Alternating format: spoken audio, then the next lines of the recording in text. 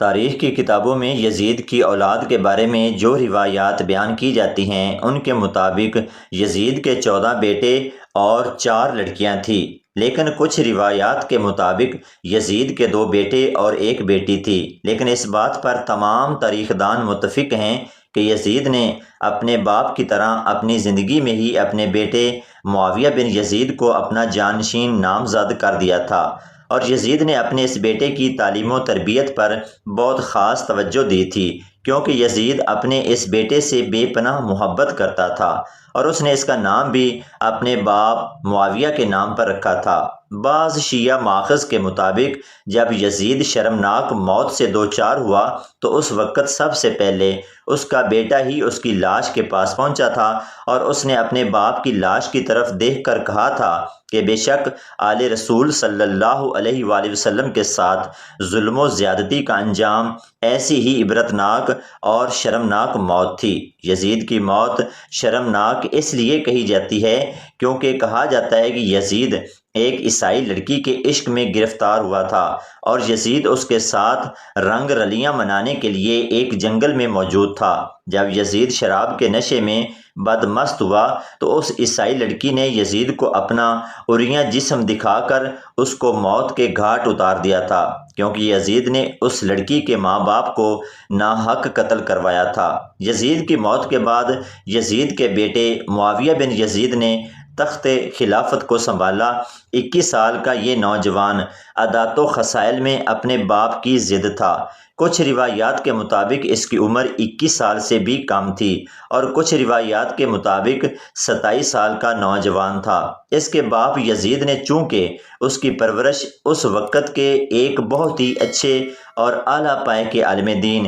شیخ عمر المخصوص سے کروائی تھی، وہ خود بھی محب اہل بیت تھا، اور عمر المخصوص جانتا تھا کہ یزید کا یہ بیٹا آگے چل کر خلیفہ وقت بنے گا، چنانچہ اس نے یزید کے اس بیٹے کی تعلیم و تربیت میں کوئی کسر نہ چھوڑی، اور اس کو اسلامی تعلیمات سے اور شرعی تعلیمات سے روشناس کروایا، اور اس کو اہل بیت سلام اللہ علیہ اجمعین کی قدر و منزلت کے بارے میں بتایا، اور اس کو اس بات کا درس دیا کہ آل رسول صلی اللہ علیہ وآلہ وسلم سے محبت ہی ہمارے دین کی تکمیل کی بنیاد ہے، اور تمہارے باپ نے اہل بیت اطہار کے ساتھ جو کچھ کیا وہ بہت دردناک اور حرام فعل تھا۔ شیخ عمر المخصوص نے یزید کے بیٹے کو وہ تمام چیزیں سکھلائیں جو اس کو اپنے باپ سے مختلف بناتی تھی۔ یہی وجہ تھی کہ وہ اپنے باپ سے بالکل برعکس شخصیت کا مالک تھا۔ عبادت اور ریاضت اس کا معمول تھا۔ معاویہ بن یزید نے اپنے والد یزید کو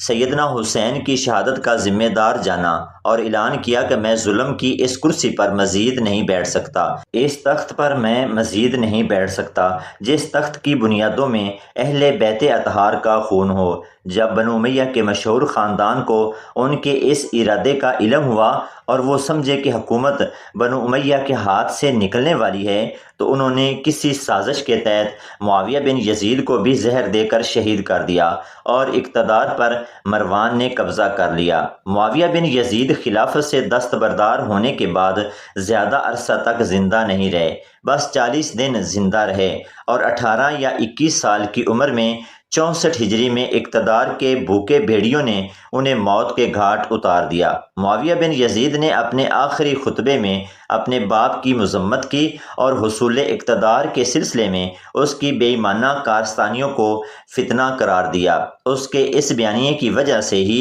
علامہ ابن تیمیہ اور حافظ ابن کثیر اور امام زہری جیسے اکابر حضرات اسے ایک صالح مرد قرار دیتے ہیں۔ بہرحال جید علماء امت کا معاویہ کو مرد صالح قرار دینا ان کے حق میں ایک بہت بڑی شہادت ہے، کیونکہ اس نے واقعی اپنے باپ یزید بن معاویہ کی موت کے بعد اس کے تخت کو قبول کرنے سے انکار کیا تھا، اور اس کے ایک ایک فعل اور ایک ایک ظلم اور زیادتی پر احتجاج کیا تھا۔ معاویہ بن یزید کی موت کے بارے میں بعض راوی لکھتے ہیں کہ اس کی ماں نے ہی اس کو دھوکے سے زہر دے کر مروا دیا تھا۔ معاویہ بن یزید کی سب سے بڑی صالحیت یہ تھی کہ انہوں نے ڈنکے کی چوٹ پر حق کو حق اور باطل کو باطل ٹھہرایا۔ انہوں نے من و عن قرآن مجید کے اس حکم پر عمل کیا، یعنی کسی قوم کی دشمنی تمہیں اس حد تک نہ پہنچا دے کہ تم عدل و انصاف کو ہی بھول جاؤ، عدل کرو، یہیں تقوی کے قریب تر ہے۔ محترم دوستو،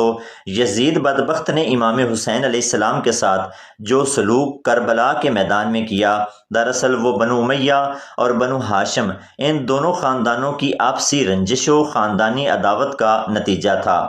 نبی صلی اللہ علیہ وآلہ وسلم کے ظہور سے اور اعلان نبوت سے پہلے ان دونوں خاندانوں کے درمیان جو رنجشیں تھیں وہ خاندانی عداوت کہلاتی تھی، لیکن آپ صلی اللہ علیہ وآلہ وسلم کے اسلام کی دعوت دینے کے بعد ان دونوں خاندانوں کے درمیان جو جھڑپیں اور لڑائیاں ہوئی وہ خاندانی لڑائیاں نہیں بلکہ حق و باطل کے مارکے تھے۔ بدر جو حق و باطل کا پہلا مارکا تھا، اس میں دو جماعتیں آپس میں ٹکرائی۔ اس مارکے میں دو قومیں نہیں بلکہ دو نظریات ٹکرائے۔ ایک طرف نظریہ حق و توحید تھا، دوسری طرف نظریہ باطل تھا۔ بدر میں کمان نانے کے ہاتھ میں تھی، جبکہ کربلا میں حق کی کمان نواسے کے ہاتھ میں تھی۔ جبکہ بدر میں باطل کی قیادت ابو جہل کے ہاتھ میں تھی تو کربلا میں باطل کی قیادت یزید کے ہاتھ میں تھی۔ بدر کے بعد باطل کی قیادت یزید کے دادا ابو سفیان کے ہاتھ میں آئی، اور اس کے بعد سے احد سے فتح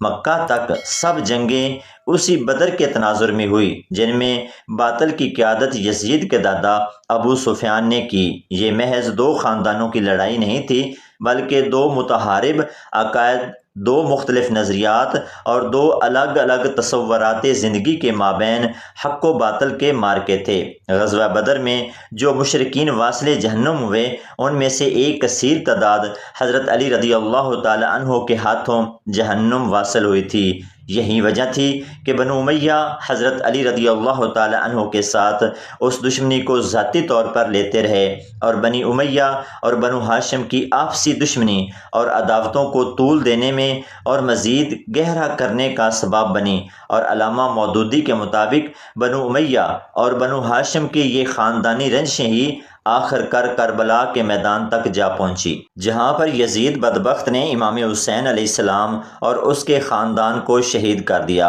اور جب امام حسین علیہ السلام کا سر یزید کے پاس پیش کیا گیا تو یزید نے جو جملے اپنے منہ سے ادا کیے وہ اس بات پر مہر ثبت کرتے ہیں کہ یزید نے امام حسین علیہ السلام اور ان کے خاندان پر جو ظلم ڈھائے وہ خاندانی عداوتوں کی وجہ سے تھے، مگر اہل تشیع کے مطابق یزید بدبخت نے صرف خاندانی دشمنی کی بنا پر امام حسین کو اور ان کے خاندان کو قتل نہیں کروایا، بلکہ اس بدبخت نے امام حسین علیہ السلام کو اس کی بیعت نہ کرنے اور اس کی خلافت و حکومت کی راہ میں رکاوٹ ڈالنے کی وجہ سے بھی اپنے راستے سے ہٹایا۔ اور جب امام حسین علیہ السلام کا سر یزید کے پاس پیش کیا گیا تو اس بدبخت نے کہا کہ جس طرح سے تمہارے باپ اور تمہارے نانا نے میرے آباء و اجداد کو بدر کے میدان میں قتل کیا تھا، اگر آج یہاں موجود ہوتے تو یقیناً بہت خوش ہوتے کہ میں نے ان کا بدلہ لے لیا ہے۔ شیخ جبیر بن مرتضوی اس ضمن میں ایک روایت لکھتے ہیں کہ یزید کے بیٹے معاویہ نے جب خلافت سے دستبرداری کا اعلان کیا تو اس نے امام حسین علیہ السلام کے صاحبزادے امام سجاد المعروف امام زین العابدین، جو کہ کربلا کے میدان میں بیمار ہونے کی وجہ سے لڑائی میں شریک نہ ہو سکے تھے، اور امام حسین علیہ السلام کی نسل انہی سے آگے جاری ہوئی تھی۔ معاویہ بن یزید نے خلافت سے دستبرداری سے پہلے امام حسین علیہ السلام کے صاحبزادے امام سجاد کو خط لکھا اور انہیں کہا کہ پوری روئے زمین پر آپ سے زیادہ خلافت کا اہل کوئی نہیں ہے، اور میں خلافت کی اس کرسی پر مزید براجمان نہیں ہو سکتا، کیونکہ میرے باپ نے آپ کے خاندان کے ساتھ ظلم و زیادتیوں کے پہاڑ توڑے ہیں اور جبر سے خلافت کو اپنے قبضے میں لیا، جبکہ خلافت آپ کا ہی حق ہے۔ آپ آئیے اور خلافت کے اس منصب کو سنبھالیے۔ لیکن امام زین العابدین علیہ السلام نے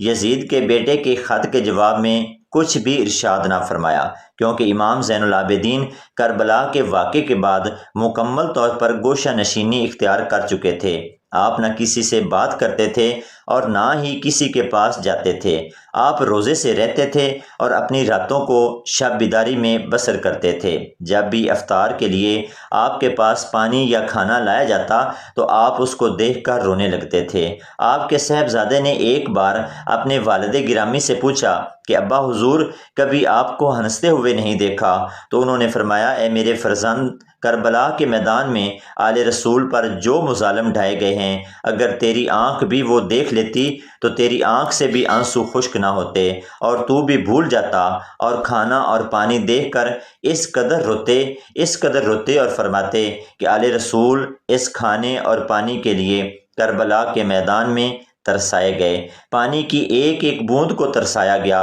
اور اس قدر روتے کہ پھر وہی آنسو آپ کی غذا کا حصہ بن کر آپ کے حلق سے اتر جاتے تھے۔ یہی وجہ تھی کہ امام زین العابدین نے خلافت کی اس پیشکش کو ٹھکرا دیا تھا، اور پھر جب ایک بار یزید کے بیٹے نے امام زین العابدین کے پاس اپنے قاصد کو روانہ کیا تو یزید کی بیٹی عاتکہ، جو کہ اپنے بھائی معاویہ بن یزید کی طرح محب اہل بیت تھی اور اپنے باپ کو برا سمجھتی تھی، اس نے اپنے بھائی معاویہ بن یزید سے کہا کہ میں خود امام زین العابدین کے پاس جاتی ہوں اور انہیں قائل کرنے کی کوشش کرتی ہوں کہ وہ خلافت کے اس منصب کو سنبھالیں اور امت کے لیے رہنمائی اور پیشوائی کا سبب بنیں۔ چنانچہ ان قاصدوں کے ساتھ یزید کی بیٹی عاتکہ بنت یزید بھی امام زین العابدین کی بارگاہ میں حاضر ہوئی، اور اس نے امام زین العابدین اور ان کے خاندان پر ہونے والے اور اپنے باپ کے ہاتھوں ڈھائے جانے والے مظالم پر بے حد پچھتاوے کا اظہار کیا،